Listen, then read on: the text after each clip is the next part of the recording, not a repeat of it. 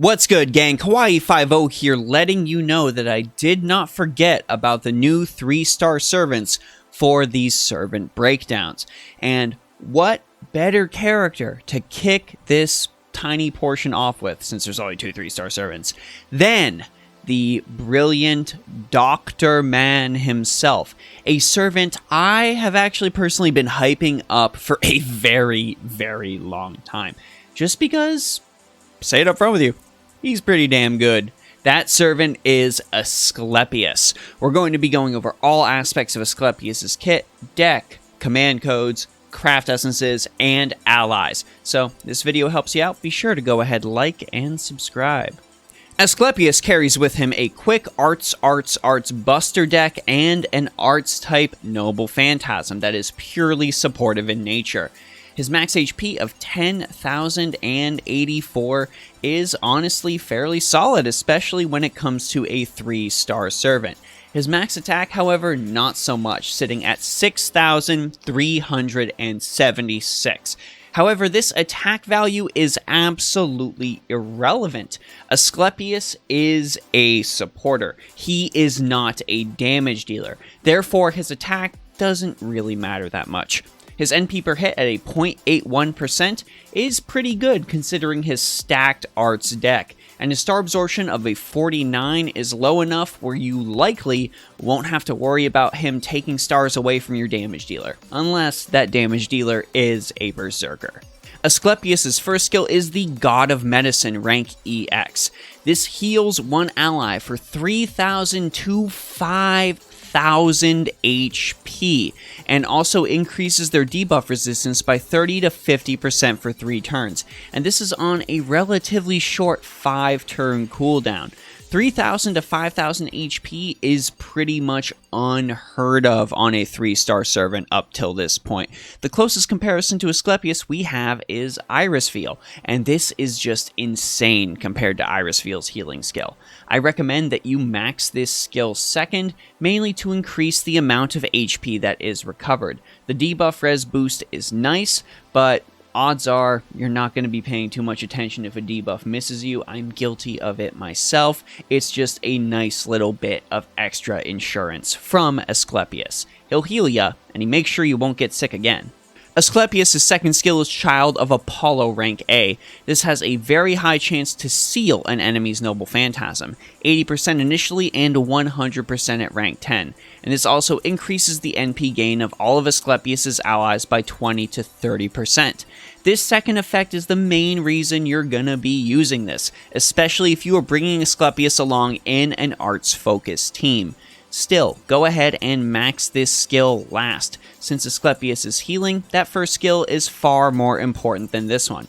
And there is yet another skill in his kit that is also very, very important that we need to lower the cooldown on ASAP. Asclepius' final skill is Serpent Charmer, rank B. This increases the NP gauge of all allies by 10 to 20%, but has the added bonus of removing all of his allies' debuffs, including himself. This is the main reason this skill is so fantastic. Full debuff removal on your entire party. There's a lot of fun ways you can mess with that, especially with servants that end up debuffing themselves as a result of a skill, which we'll get to those a little bit later. But that NP steroid is also fairly nice. A maxed out Asclepius with a servant on the front line with a non-limit broken kaleidoscope, that's an easy turn 1 noble phantasm. Max this skill first to max out that NP charge and to make sure you have debuff removal ready more frequently. Asclepius' noble phantasm is Resurrection Fraught Hades, rank B. This gives all allies except Asclepius Guts. It's one instance of it that lasts for 3 turns. This gives all allies, including Asclepius, complete debuff immunity, and this happens 1 time over the course of 3 turns. And it also gives everybody 3 turns of HP regen. And this HP regen is 1,000 per turn for a total of 3,000, all the way up to 3,000 per turn for a total of 9,000 HP recovered. And this is entirely based on overcharge, so if you chuck this at the end of an NP chain, bare minimum, you are going to be getting 6,000 HP recovered for all of your allies over the course of 3 turns. that's pretty dang good. That's kind of Merlin heals on steroids, and this noble phantasm is one of the reasons Asclepius is so beloved. Asclepius is a 3-star servant, and the man is not limited. So if you haven't NP5 this by now, you're gonna NP5 this eventually. For craft essences, well, Asclepius is a pure supporter, so we want to look at the supportive craft essences. Of course, immediately, I'm sure Fragment of 2030 comes to mind. An extra 8 to 10 critical stars is going to help your front line no matter what. Also, if you're looking to charge up Asclepius' Noble Phantasm, Prisma Cosmos is probably on your mind. A flat 8 to 10% on Asclepius' NP gauge every single turn just means he's gaining NP without you having to necessarily commit to a full chain of attacks.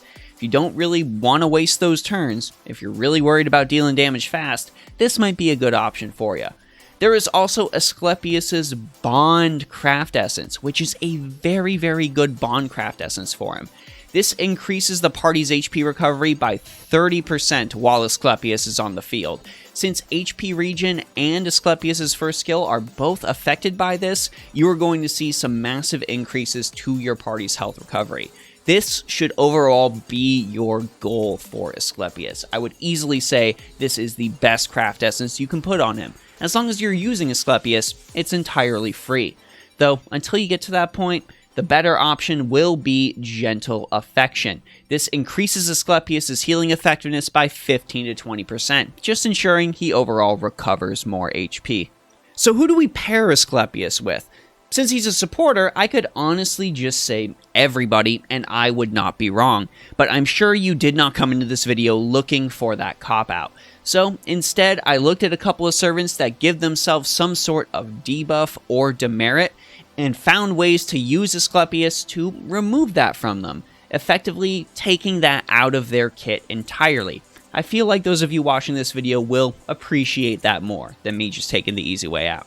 So let's start with, of course, the freebie option in the form of Ishtar Rider, and this is mainly because of her Summer Breaker skill. Summer Breaker gives her a slew of fantastic buffs, but after that turn of buffs, she gets stunned. Healing received is a bonus that Ishtar gets, so she will get big boosts from Asclepius being on the team after she activates that buff.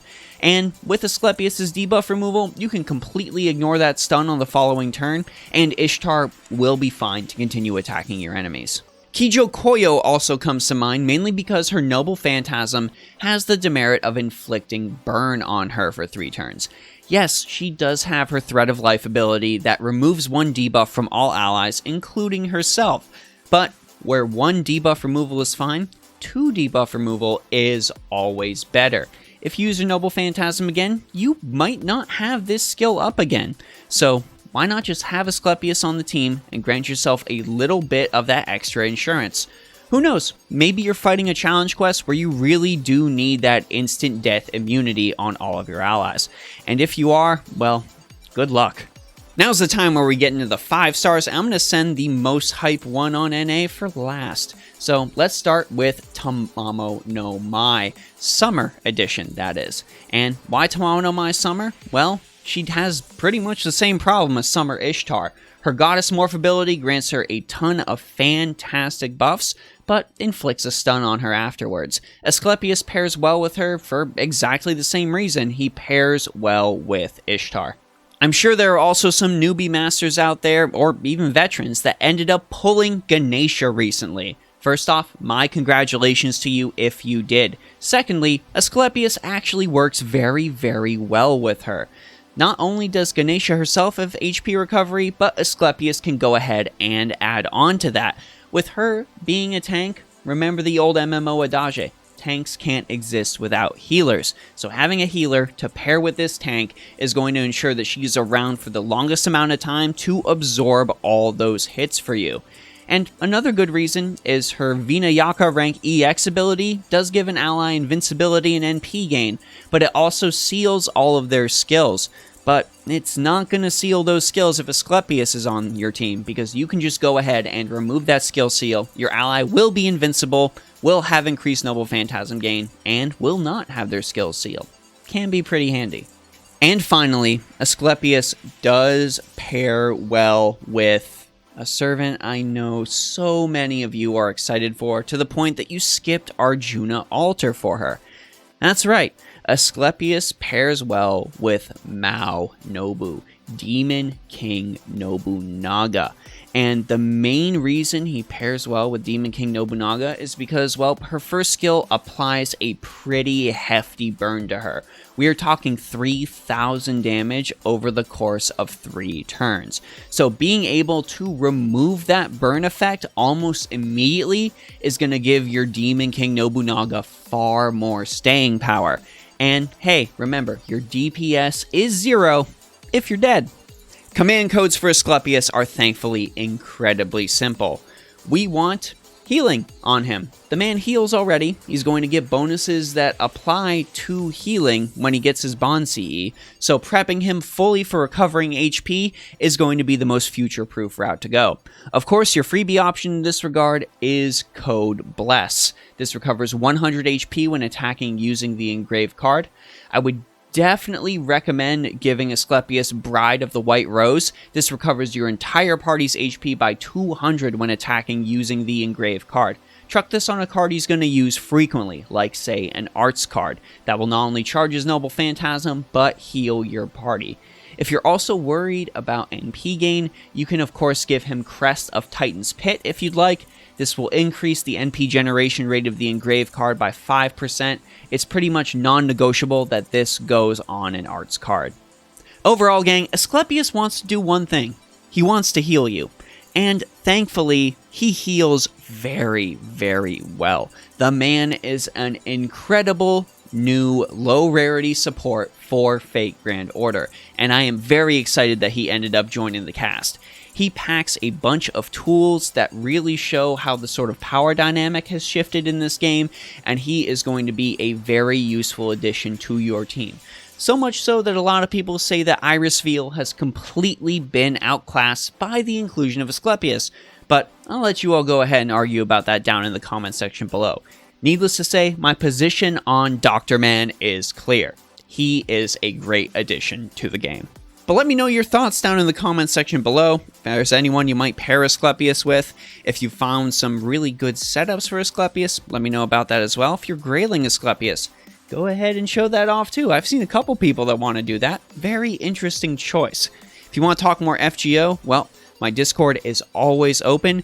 Big thanks to all of the patrons on Patreon and the subscribers on Twitch for providing me with that continual support to help me get through and make these videos, do those role videos, provide you all with that juicy, juicy content. Go ahead and follow me on the Twitch. I've got some fun stuff planned for this upcoming week, and I'm pretty sure you're all going to like it. Anyways, this is Kawaii50, hoping you all have a phenomenal day.